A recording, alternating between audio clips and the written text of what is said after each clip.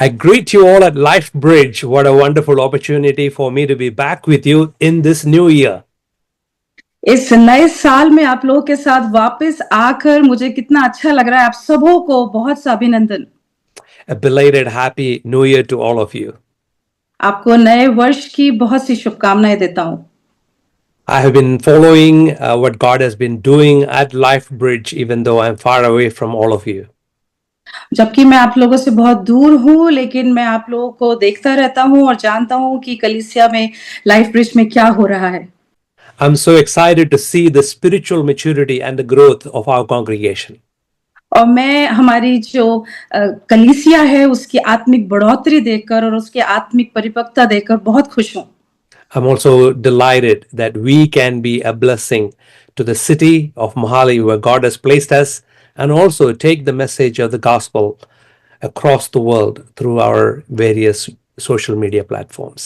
और मैं बहुत खुश हूं कि हम कलीसियाई रूप से मोहाली के लिए, जहां हम स्थित हैं, जहां हमारी कलीसिया स्थित है, वहां के लिए आशीष का कारण बन सकते हैं और सोशल मीडिया के द्वारा विश्व भर में सब जगह हमारी कलीसिया एक आशीष का कारण बन सकती है।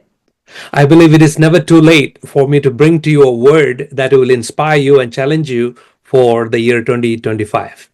मुझे लगता है कि मेरा देर नहीं हुई है मुझको कि मैं आपके सामने एक प्रेरणा से भरा हुआ 2025 के लिए एक संदेश लेकर आऊं। I want to bring you a message that motivates you to strive for a better year 2025. और मैं आपके बीच में एक ऐसा संदेश लेकर आना चाहता हूं जो आपको प्रेरित करेगा कि आप इस नए साल 2025 के लिए आगे बढ़ते चले जाएं। So have your Bible ready and go to Philippians chapter 3 verses 12 to 17 today. इसलिए अपनी बाइबल को तैयार कर लें अपने हाथ में और मेरे साथ खोल लें, निकालें फिलिपियों की पत्री उसका 3रा अध्याय। For 11 months and maybe about 20 days of the 12th month, we are always focused on others and the shortcomings of other people. कई बार ऐसा होता है कि 11 महीने और 20 दिन के करीब हम साल के ज्यादातर लोगों की गलतियों पे या लोगों की कमियों पर ध्यान देते हैं। But as we come to the end of the year, December last few weeks, and especially coming to the watch night service, is the few days that we actually think about ourselves. लेकिन जब साल के अंत में हम आने लगते हैं और कुछ दिन बचते हैं, और विशेष करके जो दिसंबर 31 तारीख की रात होती है, वो एक ऐसा समय होता है जहां हम अपनी गलतियों पर या अपनी कमियों पर ध्यान देते हैं। I'm glad at least we do that for a few days a year. और ये अच्छा है, मैं खुश हूं कि हम लोग लगभग ये तो करते हैं। And during those days, when we are evaluating ourselves, we reflect back on the year that just went past. और जब हम वो समय बिताते हैं तो हम समय लेते हैं कि हम थोड़ा सा पिछले उस वर्ष की ओर मुड़कर देखें जो हमने अभी-अभी गुजारा है। And we feel I could have done things better than what I did last year. और हम ये सोचने लगते हैं कि पिछले साल में जो मैंने किया है शायद मैं उससे अच्छा कर सकता था, बेहतर कर सकता था। And there are all kinds of better things that we think in our mind that we could have done. और हम अपने दिमाग में उन सारी चीजों के बारे में सोचने लगते हैं जिसमें हम बेहतर कर सकते थे। Maybe about our health. Maybe I could have been better about going to gym. हम ये सोचते होंगे शायद मैं अपने स्वास्थ्य में अच्छा कर सकता, शायद मैं जिम जाता तो शायद मैं अच्छा अपने लिए करता। Maybe I could have bettered my relationships with people. या लोगों के साथ मैं अपने संबंध में शायद और अच्छा कर पाता। Or maybe I could have done better in the area of finance. और शायद आर्थिक तौर पर मैं अच्छा कर पाता। And I'm sure you would have thought about this one, the area of spirituality. और शायद मैं ये बहुत पक्का हूं इस बारे में बोलने के लिए कि शायद हमने आत्मिकता के बारे में तो जरूर से सोचा होगा कि हम उस क्षेत्र में कैसे अच्छा कर सकते। The literal meaning of the word better means to be of more excellent or effective type or quality, to improve on or surpass the previous level of or state. और बेहतर होने का मतलब ये होता है, बेहतर होने का मतलब ये है कि हम अपने जीवन में कैसे उच्च हो सकते थे या कैसे और प्रभावशाली हो सकते थे, या जो पिछला स्तर या जो हमारी दशा थी उसमें हम कैसे और अच्छा कर सकते थे, या हमारे गुण और कितने अच्छे हो सकते थे। Today we are not going to talk about exercise or finance or any of those things of the world. और इस दुनिया की जो पैसों के बारे में या व्यायाम करना, जो ये दुनिया की जो चीजें होती हैं, हम उसके बारे में आज बात नहीं करने जा रहे। We're going to talk about how we can better our spirituality.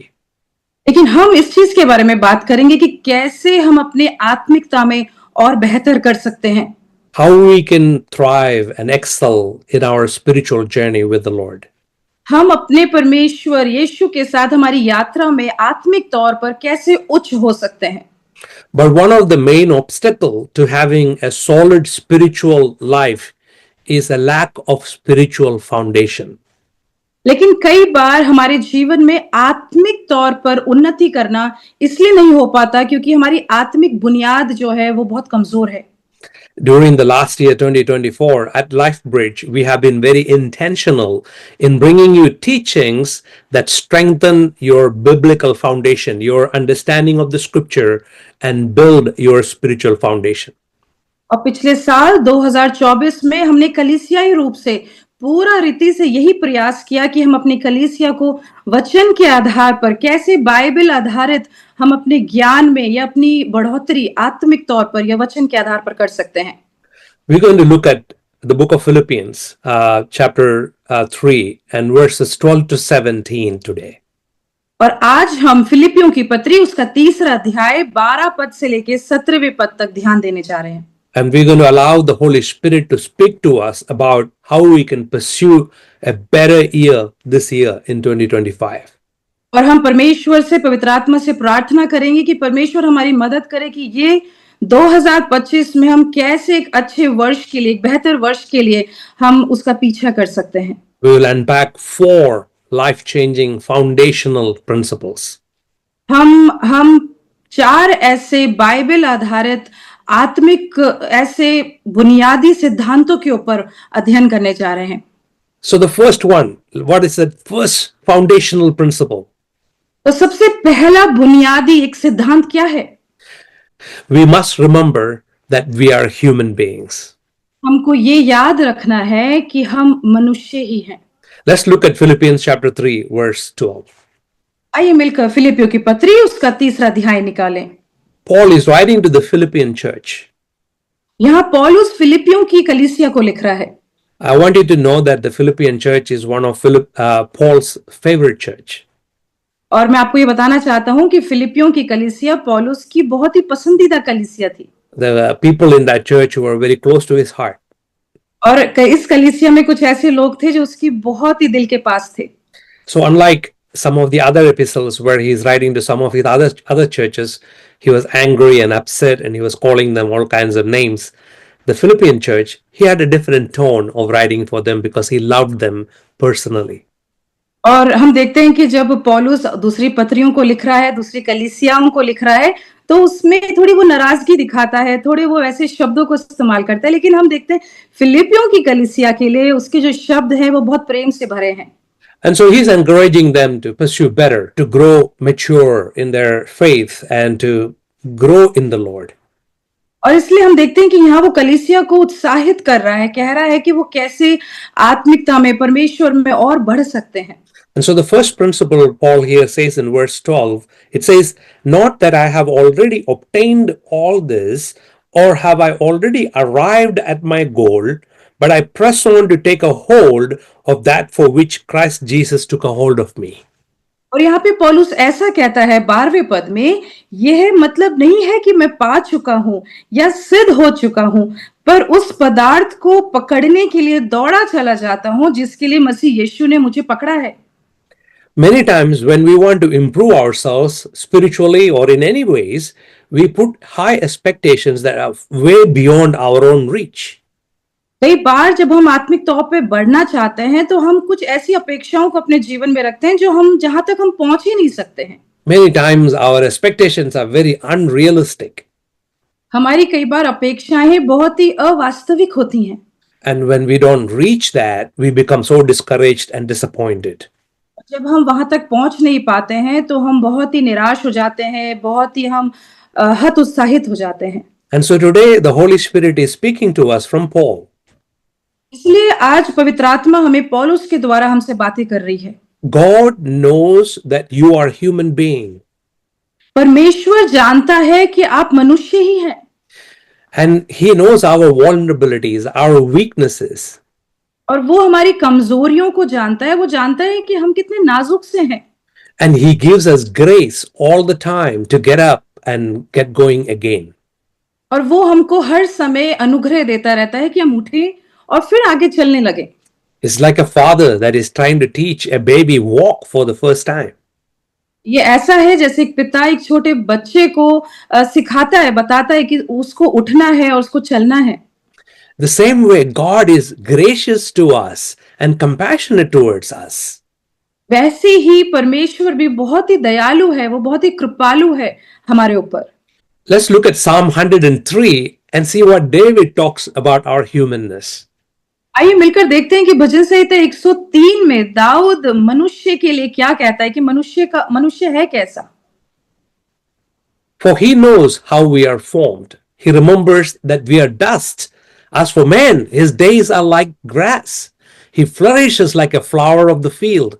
The wind blows over it, and it is gone, and its place remember it no more.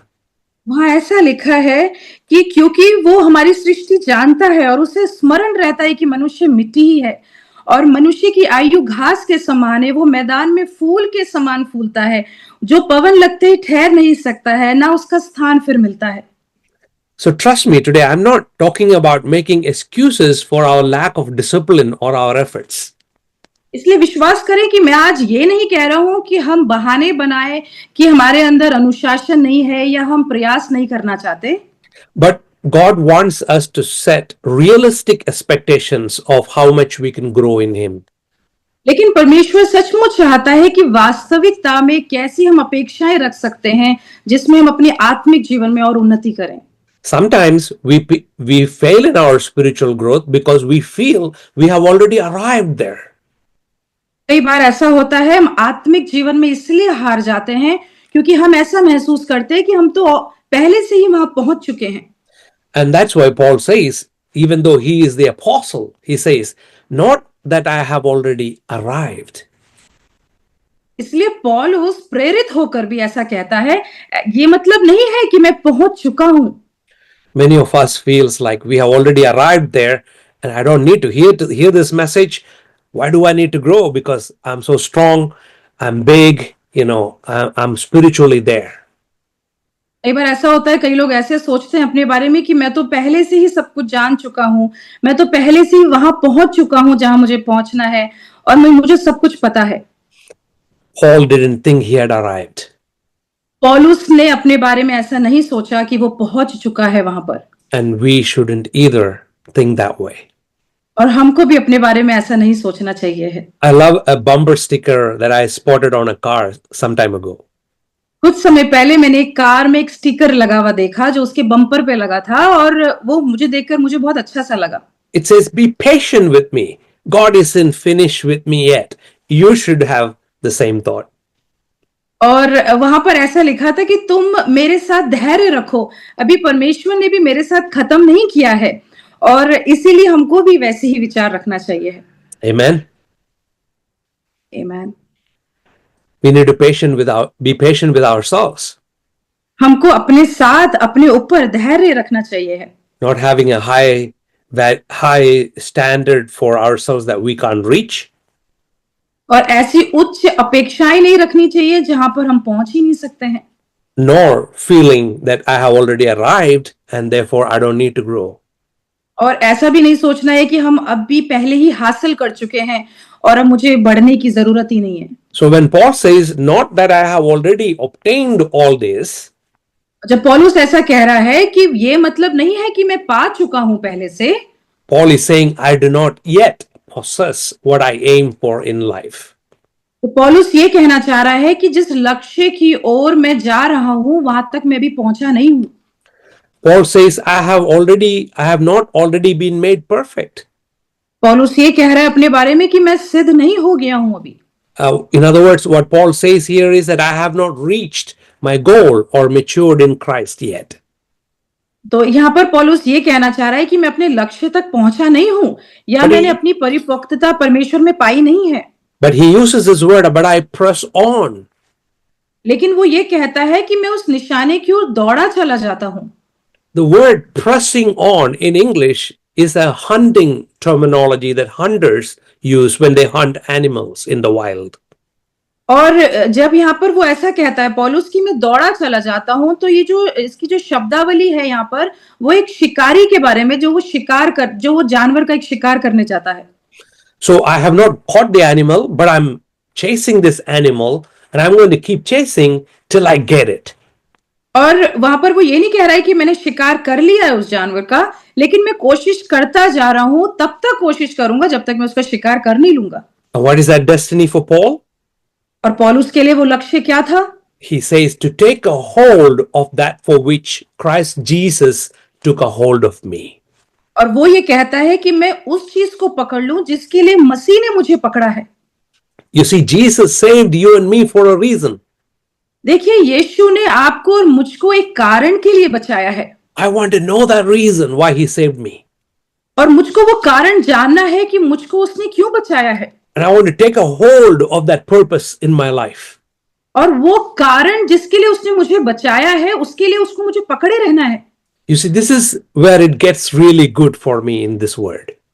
और तब ये देखिए, ये चीज सुनकर, ये चीज जानकर, शब्द, ये वचन जो है मेरे लिए बहुत ही अच्छा बन जाता है। You are not some random person that God said, I think I will save that person. I think I will save this person. आपको एक ऐसे विचित्र से व्यक्ति नहीं है जिसके लिए परमेश्वर कहता है मैं उस व्यक्ति को बचाऊंगा या मैं इस व्यक्ति को बचाऊंगा। God has intentionally chosen you among all the people in your village, in your town, or from your community or your family. He has handpicked you because He has a concrete, intentional plan for your life. क्योंकि परमेश्वर ने आपको अपने बहुत ही ठोस योजना के साथ, आपको आपके गांव से, आपके नगर से, आप जिस जगह से आते हैं, आप जिस कस्बे से आते हैं, परमेश्वर ने आपको वहां से उठाया है, चुना है। So grab it, grab a hold of that destiny and purpose in God.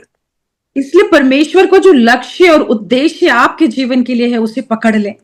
Yes, you are human, हाँ, ये बात सच है कि आप मनुष्य हैं, but you are so significant that God gave His Son for you. लेकिन आप इतने महत्वपूर्ण हैं परमेश्वर के लिए कि उसने अपना एक पुत्र जो था उसका, वो दे दिया आपके लिए। God has a plan for your life.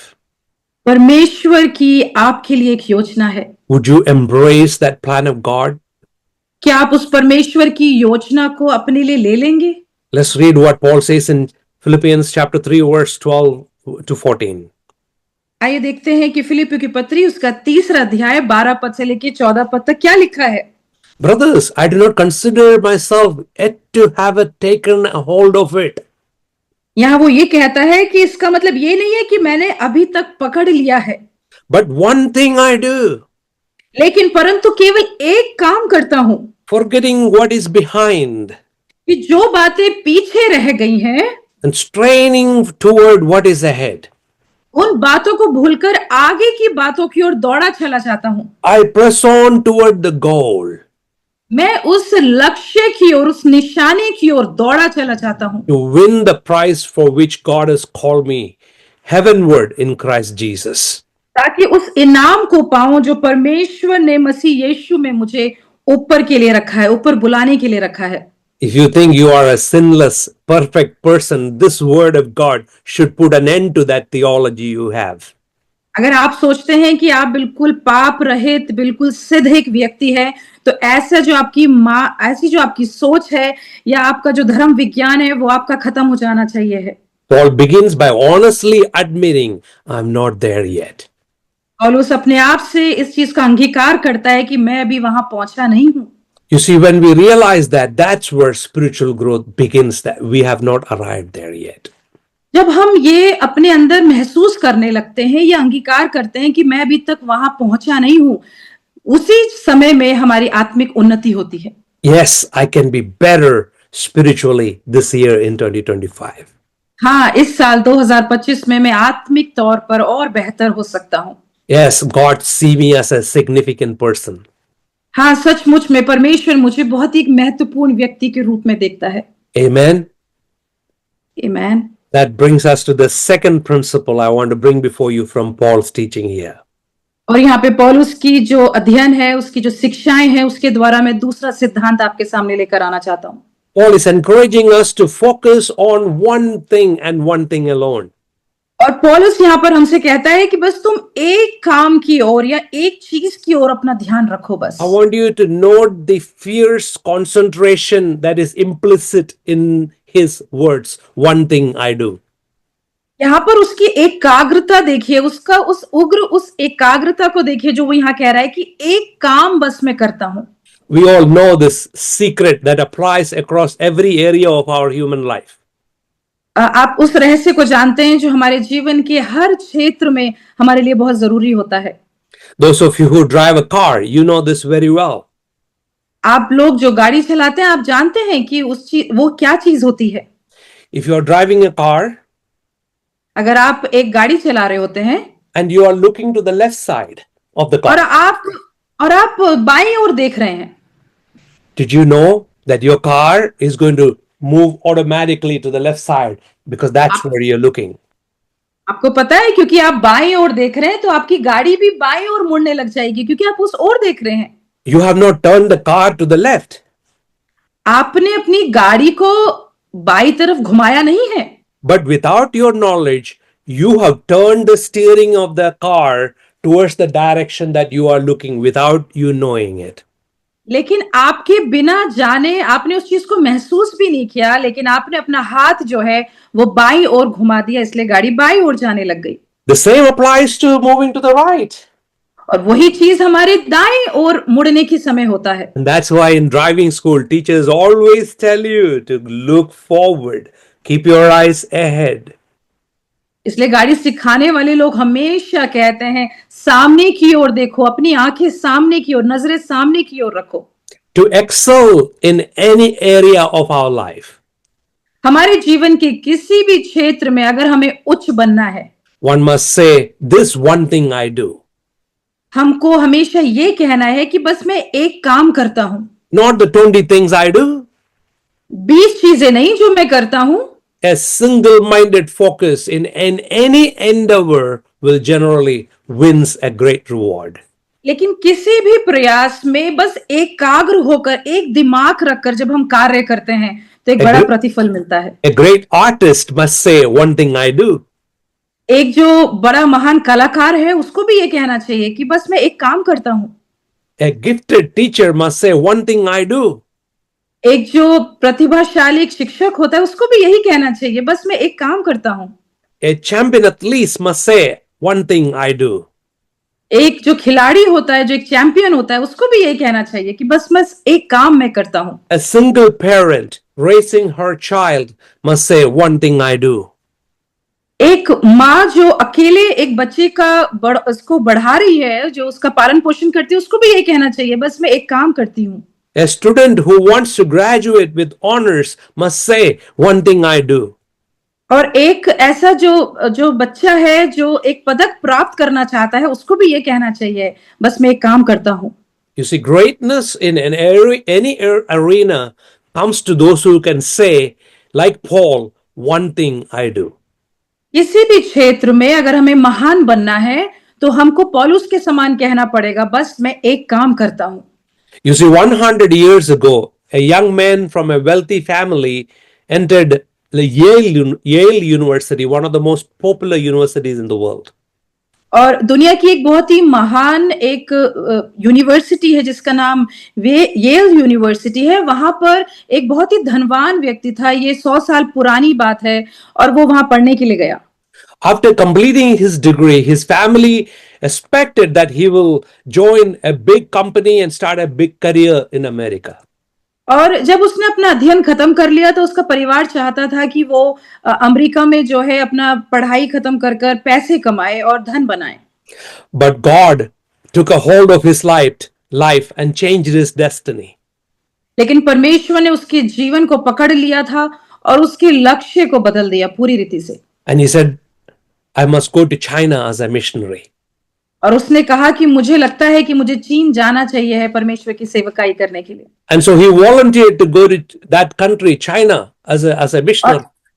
और इसलिए उसने अपने आप को स्वेच्छा से दे दिया कि वो एक मिशनरी के रूप में चीन जाए। This is a true story. ये एक वास्तविक एक घटना है। But as he was traveling in those days to go to China, it took 3 months to be in a ship traveling from America to China. और वो अमेरिका से चीन जाने के लिए उसको 3 महीने लग गए कि वो जहाज में रहा ताकि वो चीन पहुंच सके। But on the way, while he was traveling in the ship, he got a disease and he died on board the ship. और जब वो जा ही रहा था यात्रा के दौरान उसके मध्य में उसको पता चला कि उसको एक ऐसी बीमारी हो गई जिसके कारण उसकी रास्ते में ही मृत्यु हो गई। But while he was dying, he wrote in his diary, लेकिन जब वो मरने वाला था तो उसने अपनी डायरी में ऐसी चीज लिखी, no reserve, कुछ नहीं बचाना है, no retreats, कोई वापसी नहीं है, no regrets in life. कोई अफसोस नहीं है। And when I read this biography of this young man and in his story, I wondered how many of us could say the same thing about our life. और मैंने जब इस व्यक्ति की जीवन शैली पढ़ी तो मैं ऐसे सोचने लग गया कि हम में से कितने लोग अपने जीवन के बारे में ऐसा कह सकते हैं। When we are doing that one thing that God wants us to do, we will have no retreats, no reserve, no regrets. जब हम वो एक चीज करेंगे जो हमको करना है, जब उस एक काम को हम करेंगे तब हम भी ये कह पाएंगे कि कोई वापसी नहीं है और कोई अफसोस नहीं है या किसी तरह से हमको किसी भी चीज का अफसोस नहीं है। The work God is doing in you is a spiritual work. जो कार्य परमेश्वर आपके जीवन में कर रहा है वो एक आत्मिक कार्य है। And it will only be accomplished by Him working in you. और वो कार्य वो ही खत्म कर सकता है जो आपके जीवन के अंदर काम कर रहा है। So Paul says, one thing I do. इसलिए पौलुस कहता है एक काम मैं करता हूं। Paul does not say, I'm going to change everything. पौलुस ये नहीं कहता कि मैं सब कुछ को बदल दूंगा, But he says, I'm going to focus on one thing. लेकिन पौलुस कहता है लेकिन मैं एक चीज पर या एक काम पर ध्यान दूंगा। For Paul, it was his focus on his spiritual life. पौलुस के लिए वो उसकी आत्मिकता थी जिसके लिए वो ध्यान दे रहा था। So for this remainder of the year 2025, would you focus on that one thing the Holy Spirit is pointing out in your heart? इसलिए 2025 में क्या आप अपने जीवन में जो आने वाला जो समय बचा है इस साल का, क्या आप उस एक चीज पर ध्यान देंगे जो आपको लगता है कि जरूरी है? Maybe your participation in the church. I will attend church every Sunday, or I will read the Bible every day, or I will give sacrificially, or I will pray and I will seek the Lord every day. या आपका वो जीवन का क्षेत्र हो जहां आप ये कहेंगे कि मैं हर रोज अपनी बाइबल पढ़ूंगा, मैं प्रार्थना करूंगा, या मैं कलीसिया में लगातार आया करूंगा, मैं अपना दान दिया करूंगा, क्या मैं या अपने आत्मिक जीवन में मैं बढ़ोतरी करूंगा? Would you make a plan to better this year? क्या आप एक ऐसी योजना बनाएंगे कि आप अपने इस वर्ष 2025 को बेहतर कर सकें? Would you pray this prayer with me today? क्या आप इस प्रार्थना को मेरे साथ कर सकते हैं? Lord, with your help, परमेश्वर आपकी सहायता से I will press forward in my relationships with you. मैं अपने संबंधों में तेरे साथ आगे बढ़ता चला जाऊंगा। I will worship you. मैं तेरी आराधना करूंगा। Right now, I commit that I will be in worship every Sunday. इसी समय मैं आपके सामने समर्पण करता हूं कि मैं हर रविवार आपकी आराधना करने के लिए कलीसिया में होऊंगा। And I'm not going to allow anything to hinder that decision. और कोई भी चीज को मैं अपने सामने आड़े नहीं आने दूंगा जो बाधा बनेगी। When family comes, I'm going to worship. जब परिवार आएगा मैं आपकी आराधना करूंगा। When I feel like and when I don't feel like, I'm going to worship. जब मुझे महसूस होता है या महसूस नहीं होता है मैं तब भी आपकी आराधना करूंगा। When I travel and when I'm away, I'm going to find a place of worship. और जब मैं यात्रा कर रहा हूंगा या कलीसिया से दूर होऊंगा तब भी मैं आराधना करूंगा। I'm going to honor you with my worship. मैं अपनी आराधना के द्वारा आपका आदर करूंगा। And Lord, if I fail, I will confess it and I will start all over again. और अगर मैं हार जाऊं तो मैं उसका अंगीकार करूंगा और फिर दोबारा से वापस आपके साथ जुड़ जाऊंगा। Is that your prayer today? क्या ये आपकी प्रार्थना है आज? One thing I do. एक चीज, एक काम मैं करता हूं। Let's look at the third principle that Paul wants us to better. आइए मिलकर तीसरा सिद्धांत देखते हैं जो पौलुस कहता है बेहतर होने के लिए। Paul is encouraging the Philippian church to empower the future by forgetting the past. यह पौलुस ऐसा कहता है कि हमको भूतकाल को भूलकर हमको अपने भविष्य को सशक्त करना है। Let's look at verse 13 and verse 14. आइए मिलकर 13वां पद और 14 पद हम पढ़ेंगे। Brothers and sisters, I do not consider myself yet to have taken hold of it, but one thing I do, forgetting what is behind and straining toward what is ahead, I press on toward the goal to win the prize for which God has called me heavenward in Christ Jesus. यहाँ पर ऐसा लिखा है, हे भाइयों, मेरी भावना ये नहीं है कि मैं पकड़ चुका हूं, परंतु केवल एक काम करता हूं कि जो बातें पीछे रह गई हैं उनको भूलकर आगे की बातों की ओर दौड़ा चला जाता हूं, निशाने की ओर दौड़ा चला जाता हूं, ताकि उस इनाम को पाऊं जिसके लिए परमेश्वर ने मुझे मसीह यीशु में ऊपर बुलाया है। This is so important if you want to better this year than last year spiritually. अगर आपको आत्मिक तौर पर अपना ये साल पिछले साल से अच्छा करना है तो ये बहुत बहुत जरूरी है हमारे लिए। I see this common in many people that holds back spiritually in their life. मैं देखता हूँ सामान्य रूप से कई लोगों के जीवन में जो आत्मिक तौर पर अपने आप को पीछे करके रखते हैं, उनके जीवन में मैंने ये पाया है। They feel condemned and guilt and shame over the things that they have tried and failed it in the previous year. और जिस चीजों में उन्होंने अपने आप को ऐसा महसूस किया कि वो दंडित हैं या उनके ऊपर दोष है या उन्हें ऐसा महसूस हुआ कि वो शर्मिंदगी में जी रहे हैं, तो उनके लिए जो पिछला साल है उससे वो इस साल बेहतर नहीं कर पाते हैं। You see, our past can slow us down and keep us from being our very best for the future. देखिए कई बार ऐसा होता है कि हमारा जो भूतकाल था वो हमको आगे भविष्य के लिए बढ़ने से हमें रोक देता है। So how do you do that? How do you leave the past behind so that our future is empowered by the Holy Spirit? तो हम ऐसा क्या कर सकते हैं कि हम अपने भविष्य को और सशक्त बनाने के लिए हम भूतकाल को भूल जाएं। Paul is teaching us two things that we must do in verse 13. यहाँ पे 13वें पद में पौलुस हमें दो बातें बताता है जो हमें करनी है। Number one is to forget the past. पौलुस कहता है सबसे पहली चीज कि हमें भूल जाना है जो पहले था। Literal meaning of that word means to lose it out of your mind. यहाँ पर जो एक वास्तविकता से देखा जाए अगर, तो पौलुस ये कहना चाह रहा है कि उन चीजों को अपने दिमाग से बिल्कुल हल्का कर देना या निकाल देना। How do you do that when it keeps returning repeatedly back to your mind again and again, how you miserably failed God? आप ऐसे कैसे कर पाओगे कि आप पिछली बातों को भूल जाओ जब आपने परमेश्वर को अपने जीवन में कितनी बार उसको कम किया है। Well, Bible says to bring all your cares, your concerns, your burdens before the cross, repent of our sins and he will give you freedom. पौलुस कहता हम अपने जीवन में ऐसे कैसे कर सकते हैं? हम अपने जीवन में तब ऐसे कर सकते हैं जब हम क्रूस के पास आते हैं, अंगीकार करते हैं, पश्चाताप करते हैं, तब परमेश्वर हमें अनुग्रह देता है और हमें आजादी देता है। The second thing Paul says here in verse 13 is to strain towards the future, to push towards the future. और यहाँ पौलुस दूसरी बात कहता है कि उस निशाने की ओर, उस भविष्य की ओर दौड़ा चला जाता हूं, उसकी तरफ, उसकी ओर बढ़ता चला जाता हूं। That's exactly what a runner does in a race. और वही एक धावक भी जब वो दौड़ता है तो वही करता है। When they come close to that finishing point, you can see that they are throwing themselves ahead. They're not throwing backward, but they're throwing them pushing themselves, thrusting themselves to that winning victory line. और आप देखते हैं कि जब वो दौड़ने वाला बिल्कुल आखिरी उस कगार पर पहुंच जाता है जहां पर उसे जीतना होता है, तो वो अपने आप को पीछे की तरफ नहीं लेकिन आगे की तरफ इतना ज्यादा झुका देता है ताकि वो वहां तक पहुंच जाए। Hallelujah. हालेलुया।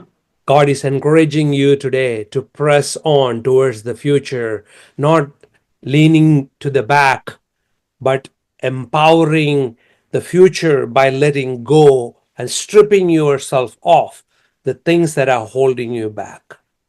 पौलुस इस साल हमें परमेश्वर की सामर्थ के द्वारा हमको को ये याद दिलाता है कि हमें आगे की ओर बढ़ना है, पीछे की उन बातों की ओर जो पीछे रह गई उन्हें छोड़कर आगे की ओर, उन सब चीजों को हटाकर जो पीछे थी उससे हटकर आगे की ओर हमें और दौड़े चले जाना है। And that brings us to the final principle in verse 15. और हमको एक आखिरी सिद्धांत जो चौथा सिद्धांत है उसकी ओर हम चलते हैं और जो हमको मिलता है 15वें पद में। Paul says to discover and stay plugged in with the right community of believers.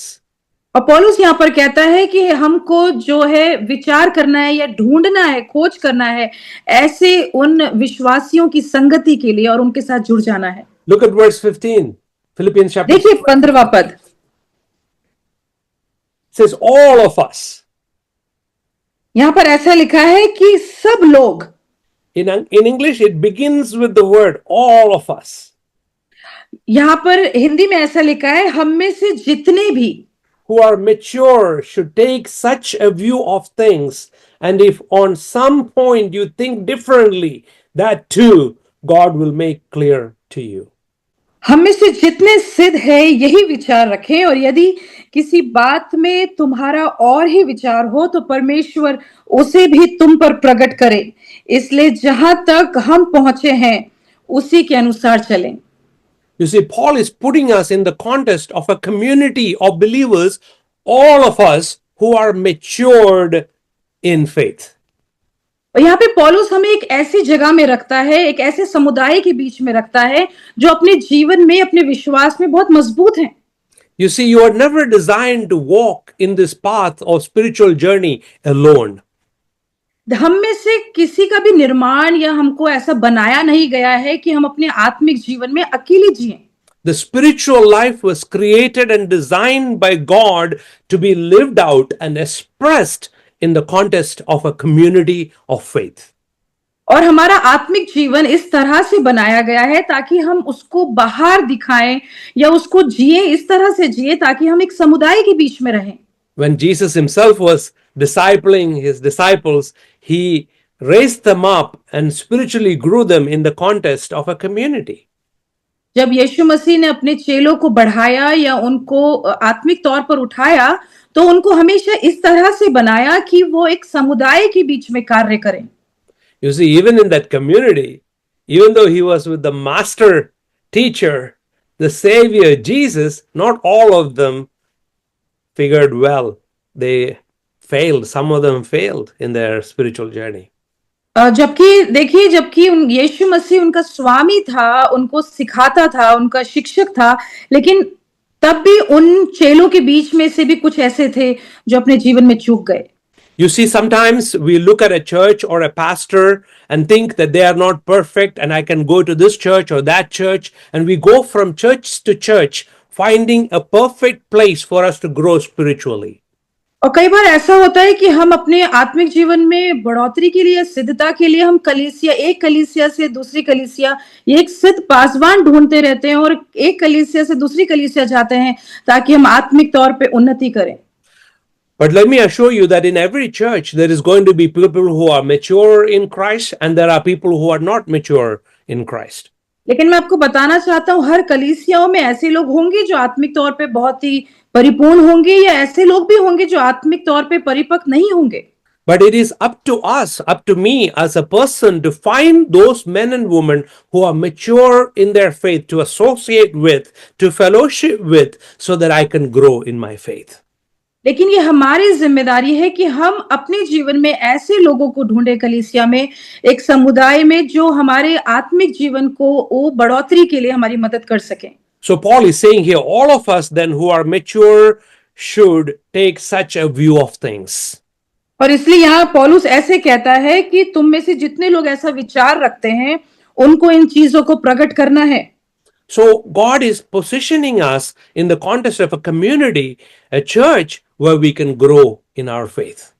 इसलिए परमेश्वर हमको एक ऐसे कलीसिया में, एक ऐसे समुदाय में रखता है ताकि हम परमेश्वर में बढ़ सकें। So God wants us to join hands with others in this journey. और परमेश्वर चाहता है कि हम दूसरों के साथ हाथ से हाथ मिलाएं। Be followers of Jesus together as God's people.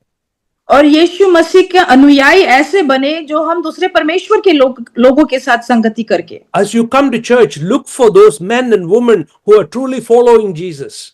और जब आप कलीसिया में आते हैं तो ऐसे प्रभु के लोगों को देखें, ऐसे भाइयों और बहनों को देखें जो परमेश्वर की ओर उसका अनुसरण करते हैं, And try to get close to them and fellowship with them. और उन भाई बहनों के साथ और निकटता में आ जाए, उनके साथ संगति करें। Avoid those people who are doing things not Christ way. ऐसे उन लोगों से अपने आप को दूर रखें जो अपने जीवन में चीजों को मसीह की तरह से नहीं कर रहे हैं। Hallelujah. Hallelujah. And so let me ask you this question today. इसलिए आज इन प्रश्नों को आपसे पूछना चाहता हूं, Who are you following? आप किसका अनुसरण कर रहे हैं? All the apostles said, follow me as I follow Christ. पौलुस ऐसे कहता है कि तुम मेरा अनुसरण करो जैसे मैं मसीह का अनुसरण करता हूं। Who is ahead of you? Are you following those men and women who are following Christ or not? आप किसका अनुसरण कर रहे हैं? आपके आगे कौन जा रहा है? जो आपके आगे जा रहे हैं लोग, क्या वो मसीह का अनुसरण कर रहे हैं अपने जीवन में? We all need people who are stronger, mature, that are going ahead of us so we can pursue them, we can follow them as people who are following our Jesus. हमारे जीवन में ऐसे लोगों की आवश्यकता है जो मसीह का अनुसरण कर रहे हैं, जो अपने विश्वास में मजबूत हैं, जो आत्मिकता में मजबूत हैं। Even though I have been a follower of Christ for well over 4 decades, even at this time in my life, I can say I can do this on my own. और मेरे को परमेश्वर का मसीह का अनुसरण करते करते 40 वर्ष हो चुके हैं, लेकिन मैं अभी भी कह नहीं सकता हूं कि मैंने उस चीज को पकड़ लिया है। I need the encouragement of being around people who pray better than I do, who are spiritually better than where I am. और मुझको अभी भी ऐसा लगता है कि मुझे उन लोगों के साथ रहना है जो मुझसे ज्यादा अच्छे प्रार्थना कर सकते हैं या मुझसे ज्यादा अच्छा आत्मिकता में है। I need their example, I need their encouragement and the challenge they provide to my life. और मुझको अभी भी उनके सांत्वना की जरूरत है, मुझे उनकी आज्ञाओं की जरूरत है, या वो मुझे विचार दें या मेरी सहायता करें। So when it is all about us following others, there is also the opposite of that. There are people who are following us as well. तो जब हम दूसरे लोगों का अनुसरण करने या दूसरे लोगों के पीछे चलने की बात कर रहे हैं, इसका दूसरा पहलू ये भी है कि कोई हमारा पीछा भी कर रहा है या कोई हमारा भी अनुसरण कर रहा है। Somebody is looking to us to show them the way to Christ. कोई है जो हमारे पीछे भी चल रहा है कि हम उनको मसीह का रास्ता दिखा सकें। So even as we are following others, we must set ourselves as examples, as role models, as followers of Jesus Christ. इसलिए जब हम दूसरों का अनुसरण कर रहे हैं, हमको भी जरूरत है कि हम भी एक उदाहरण बने, एक प्रेरणा बने लोगों के लिए, ताकि लोग यीशु का अनुसरण कर सकें। So today the Holy Spirit is challenging us in these 4 areas to better ourselves spiritually.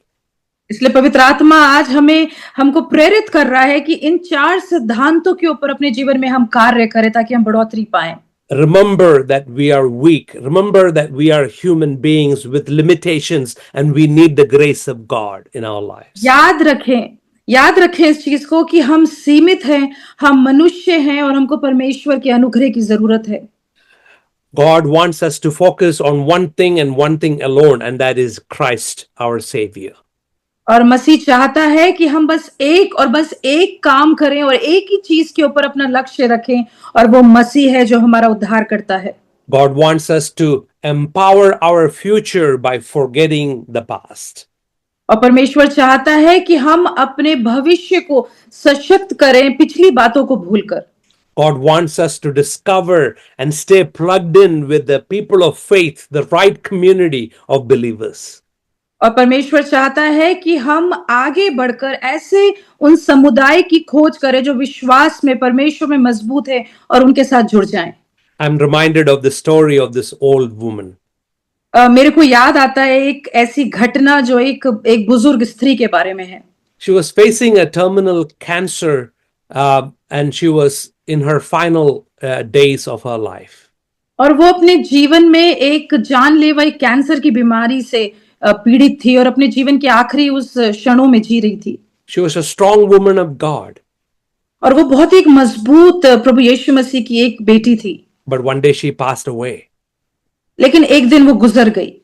But before she passed away, she had called her pastor and expressed her final wishes to the pastor. लेकिन मरने से पहले उसने pastor को, पासवान को अपनी कुछ इच्छाएं थी वो बताई। Said, during my funeral, I want you to do these things. उसने ऐसा बोला कि मेरा जब क्रियाक्रम हो रहा होगा उन समय में ये करना। And she said, I want you to read these songs and these scriptures and do these things. और उसने ये बताया कि जब मेरा अंतिम संस्कार हो रहा होगा तो उस समय आप इन गीतों को गाना, इन अध्यायों को पढ़ना। But I want you to keep a fork that used for eating food in my hand along with my Bible on the casket so that people can see it. और फिर वो ये कहती है पासवान को कि जो मेरा बक्सा होगा उसमें मेरी बाइबिल के साथ जो खाने वाला कांटा होता है वो भी रख देना। And the pastor was surprised. Why do you want a knife or a fork in your hand with the dead body? और फिर पास्टर ने ताजुब किया और फिर पूछा कि तुम क्यों चाहते हो कि एक मृतक शरीर के साथ हम एक कांटे को रखें? And the pastor asked her. और फिर पास्टर ने उससे पूछा। And the lady said, when I go to eat meals at important functions, when I finish eating one course of meal, the waiter will tell me to keep the knife and fork. और जब फिर वो ऐसे बताती है पासवान को कि जब मैं किसी अच्छी स्थान पर खाने के लिए जाती हूँ तो वहां पर मेरे हाथ में चम्मच और कांटा होता है और जो लोग मुझे खाना देने आते हैं, बांटने के लिए आते हैं, वो कहते हैं कि इसको अपने हाथ में ही रखना।